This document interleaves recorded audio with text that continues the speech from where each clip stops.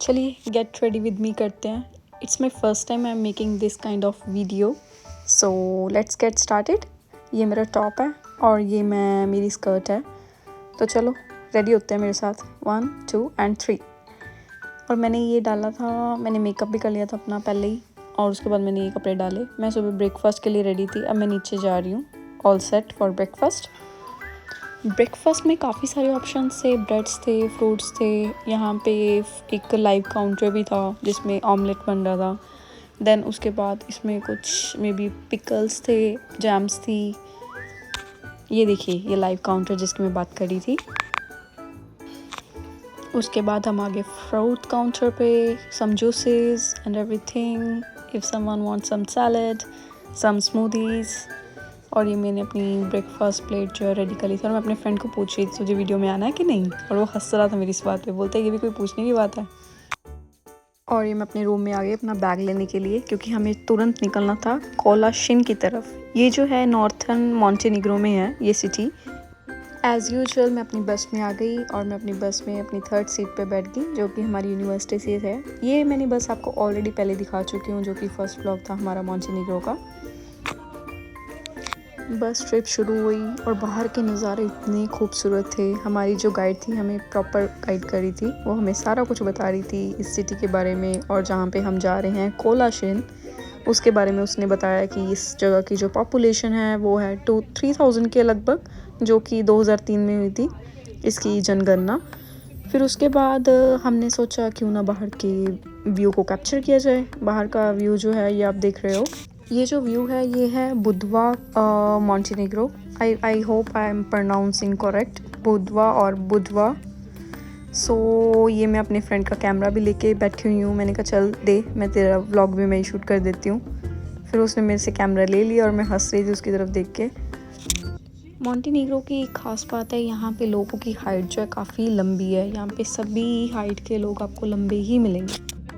हमारी गाइड जो है हमें न्यू न्यू वर्ड सिखा रही थी, जैसे कि अगर आपको यहाँ पे हाई और हेलो बोलना हो किसी को, तो आप उसको चाओ बोल सकते हो, चाओ।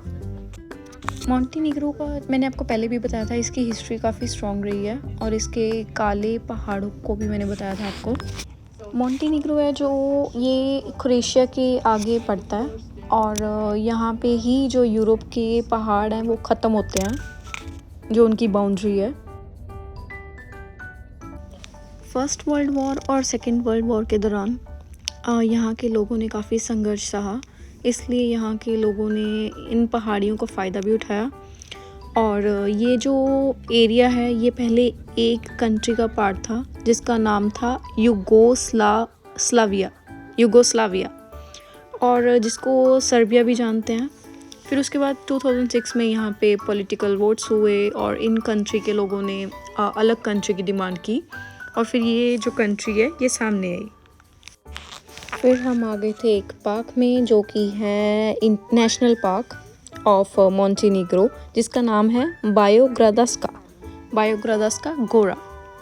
ये पार्क जो है इसलिए फेमस भी है क्योंकि यहाँ पे जो है कई लोग ट्रैकिंग करने के लिए भी आते हैं। यहाँ पे जो ट्रीज़ हैं वो 400 to 500 ईयर्स ओल्ड हैं, और आप ज़मीन पे भी देखोगे तो यहाँ पे ट्रीज़ की जो रूट्स हैं वो आपको क्लियरली दिख जाएंगी। यहाँ का पानी जो है कम या ज़्यादा होता रहता है। ये एक झील है, तो यहाँ पे कई लवर्स भी आते हैं, कई लोग अपनी पीसफुल अगर उन्होंने टाइम स्पेंड करना हो उसके लिए भी आते हैं। तो यहाँ पे काफ़ी मतलब एक सुकून है, अलग सी शांति है।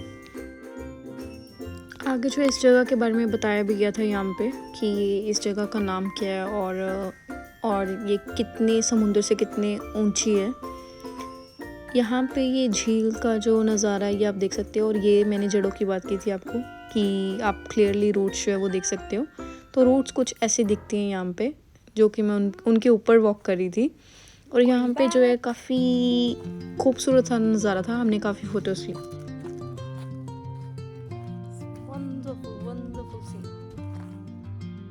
आप जब नेचर की आवाज़ सुनोगे तो काफ़ी शांति मिलेगी आपको, देख सकते हो, आप सुन सकते हो।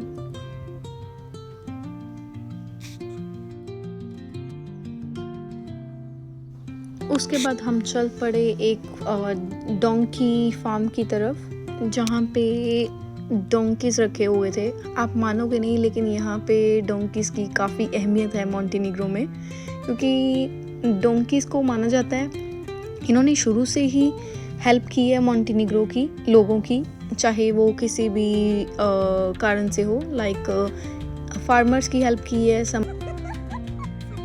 उससे पहले हम आगे जाते जो कि डोंकी फार्म की तरफ, उससे पहले हम गए बिग फैशन मॉल। यहाँ पे ये काफ़ी फेमस है, यू कैन से दैट। यहाँ पे कैंडीज़ थी, यहाँ की लोकल कैंडीज़, चॉकलेट्स थी, और यहाँ पे आइसक्रीम भी थी। यहाँ पे मैंने एक आइसक्रीम ली। यहाँ पे लोगों से आप कुछ भी पूछोगे तो उनको कुछ चीज़ें तो आपको उनको समझ में नहीं आएंगी। और यहाँ पे मैं वॉशरूम ढूंढ रही थी, मैंने 2-3 शॉप से पूछा, किसी ने भी नहीं बताया। मे बी वो हेल्प नहीं करना चाहते थे या उनको समझ में नहीं आ रहा था, ये मुझे नहीं पता था, बट स्टिल मैंने ढूंढ ही लिया। फिर उसके बाद हम चल पड़े अपने डोंकी फार्म की तरफ।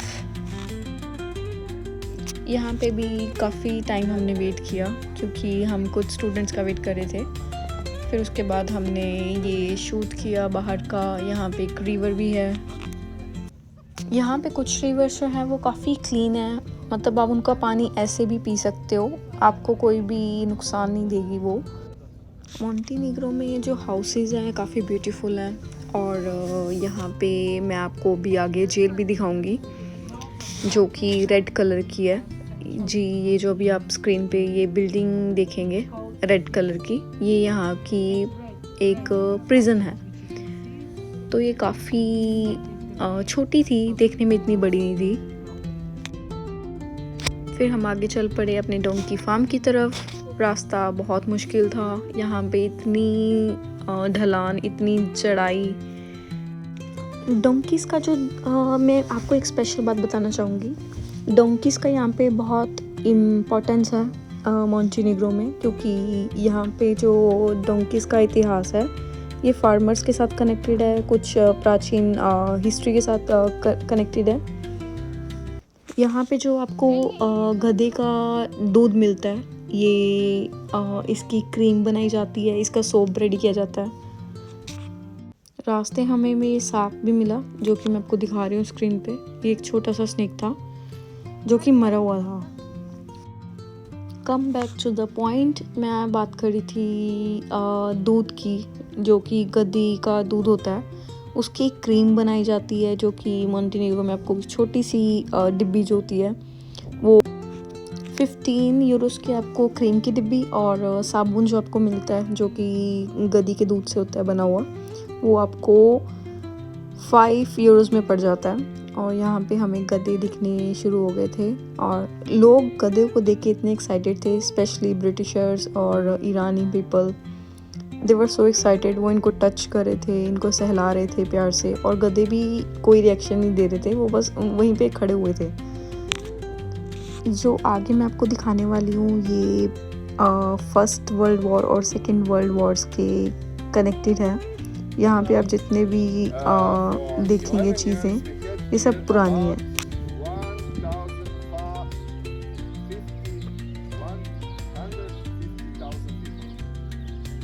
यहाँ पे जो ये महाशय देख रहे हैं आप, ये यहाँ के फार्म के ऑनर हैं, और ये सब इंफॉर्मेशन दे रहे हैं। चलिए सुनते हैं इनकी इंफॉर्मेशन।